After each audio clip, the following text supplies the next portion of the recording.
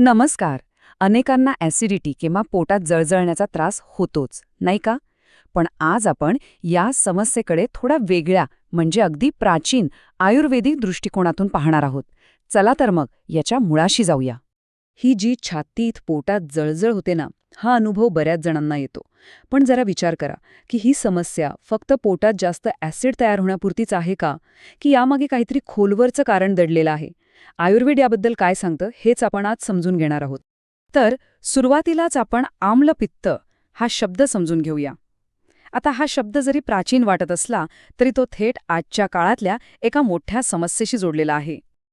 बघा, आम्लपित्त या शब्दातच त्याचा अर्थ दडलाय. आम्ल म्हणजे काय? तर आंबट, आणि पित्त म्हणजे आपल्या पोटातील पाचक रस, किंवा सोप्या भाषेत सांगायचं तर शरीराची चयापचय शक्ती.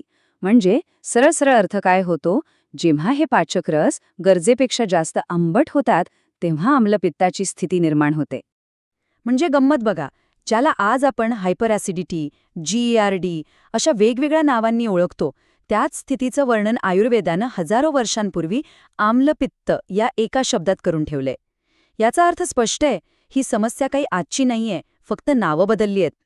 ओके, तर मग आपण या समस्येच्या जरा मुळाशी जाऊया. आयुर्वेद काय करतं? ते फक्त वरवरच्या लक्षणांवर म्हणजे पोटातल्या ॲसिडवर लक्ष देत नाही, तर ते थेट पित्त दोषाच्या असंतुलनाकडे बोट दाखवतं. मग आता हे पित्त म्हणजे नेमका आहे तरी काय?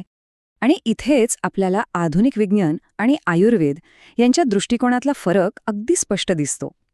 मॉडर्न सायन्स काय म्हणतं की पोटात ॲसिड जास्त स्रवतंय, पण आयुर्वेद याच्याही पलीकडे जाऊन पाहतो. तो म्हणतो की हे पित्त दोषाचं असंतुलन आहे.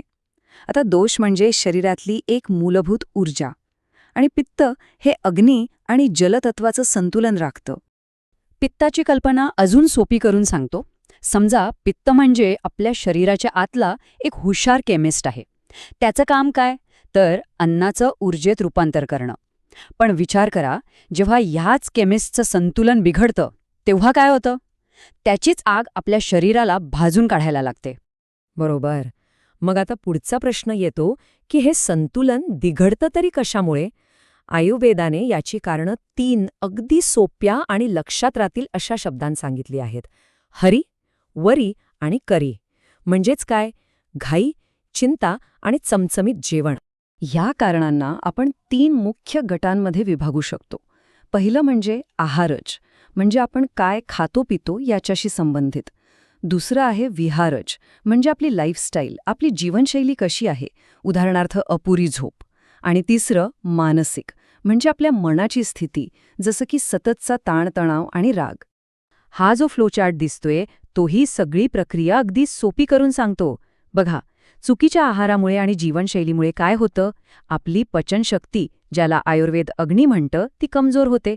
यामुळे अन्न नीट पचत नाही आणि त्यातून आम नावाचे विषारी घटक तयार होतात, आणि हेच विषारी घटक जेव्हा पित्तामध्ये मिसळतात तेव्हा आम्लपित्ताची समस्या सुरू होते. आहाराबद्दल बोलताना आयुर्वेदातली एक खूपच इंटरेस्टिंग संकल्पना आहे, ती म्हणजे विरुद्ध आहार. याचा साधा अर्थ आहे असे पदार्थ एकत्र खाणे जे एकमेकांशी जुळत नाहीत. असे पदार्थ आपल्या पचनसंस्थेवर प्रचंड ताण टाकतात. आणि अशी अनेक उदाहरणं आहेत जी आपण रोजच्या आयुष्यात नकळतपणे करत असतो. जसं की दुधासोबत फळं खाणं, किंवा गरम चहामध्ये मध टाकणं, किंवा अगदी साधं गरमागरम जेवणानंतर लगेच फ्रीजमधलं थंडगार पाणी पिणं. आयुर्वेदानुसार या सगळ्या गोष्टी पचनक्रियेत मोठा अडथळा निर्माण करू शकतात. ठीक आहे, तर कारणं तर आपण बघितली, पण आता यावर उपाय काय? इथेच आयुर्वेदाची खासियत दिसून येते. आयुर्वेद फक्त लक्षणं दाबण्यावर भर देत नाही, तर शरीरातलं बिघडलेलं संतुलन पुन्हा कसं स्थापित करता येईल यासाठी एक संपूर्ण योजना देतो. या व्यवस्थापनाचे मुख्यत्वे 4 टप्पे आहेत. सुरुवात होते निदान परिवर्जनपासून, म्हणजे ज्या कारणांमुळे आजार होतोय ती कारणंच टाळायची. त्यानंतर येते शोधनक्रिया, ज्याद्वारे शरीरातले विषारी घटक बाहेर काढले जातात. मग शमन चिकित्सेमध्ये औषधी वनस्पतींच्या मदतीने दोषांना शांत केलं जातं. आणि शेवटी मानसिक चिकित्सा, जी मन आणि शरीर यांचं संतुलन साधते. शोधन चिकित्सेबद्दल बोलायचं झालं तर त्यातली विरेचन ही एक खूप महत्वाची प्रक्रिया आहे.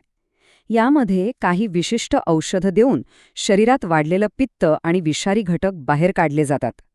यामुळे काय होतं तर आजारावर मुळापासून उपचार करायला मदत मिळते. आणि शमन चिकित्सेमध्ये म्हणजे दोषांना शांत करण्यासाठी अनेक वनस्पती उपयोगी पडतात. उदाहरणार्थ आवळा हा एक उत्तम अँटीऑक्सिडंट आहे. युष्टीमधू किंवा ज्येष्ठमध हे पोटाच्या आतल्या आवरणाला आराम देतं. तसंच शतावरी आणि गुळवेल यांसारख्या वनस्पतीसुद्धा पचन सुधारण्यासाठी खूप मदत करतात. आयुर्वेदानुसार आपलं मन आणि आपलं पचन यांचं नातं खूप जवळचं आहे. आणि म्हणूनच योग आणि शीतलीसारखे प्राणायाम म्हणजे श्वासाचे व्यायाम हे ताण कमी करून शरीरातली उष्णता नियंत्रणात ठेवण्यासाठी अत्यंत महत्त्वाचे मानले जातात. चला, आता आपण आपल्या शेवटच्या भागाकडे वळूया आणि पाहूया की रोजच्या जीवनात आम्लपित्त टाळण्यासाठी आपण कोणते साधे सोपे नियम पाळू शकतो. आपल्या दैनंदिन जीवनात काही छोटे छोटे बदल खूप मोठा फरक घडवू शकतात.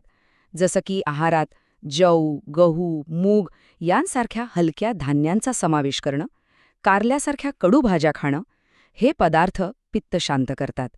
आणि हो, सगळ्यात महत्त्वाचं म्हणजे शरीराला पुरेशी झोप आणि विश्रांती देणं हे तर अत्यावश्यकच आहे. आता जेवढं काय करावं हे महत्त्वाचं आहे, तेवढंच काय टाळावं हेही समजून घेणं गरजेचं आहे. जास्त मसालेदार, आंबट, तळलेले पदार्थ पित्त वाढवतात. जेवणानंतर लगेच आडवं होणं टाळलं पाहिजे आणि चहा, कॉफीसारख्या उत्तेजक पेयांपासून लांब राहणं हे शरीराच्या संतुलनासाठी नेहमीच चांगलं ठरतं. तर या सगळ्या चर्चेचा सार आपल्याला या एका वाक्यात मिळतो. आम्लपित्त ही फक्त पोटापुरती मर्यादित समस्या नाहीये, तर ते आपल्या संपूर्ण शरीरात आणि विशेषतः पित्तदोषामध्ये निर्माण झालेल्या असंतुलनाचं एक लक्षण आहे. आणि जाता जाता एक विचार नक्की करा. जेव्हा आपल्याला ॲसिडिटीचा त्रास होतो तेव्हा आपलं शरीर आपल्याकडून फक्त एक तात्पुरता उपाय मागत असतं की आपल्या संपूर्ण जीवनशैलीत एका कायमस्वरूपी संतुलनाची मागणी करत असतं.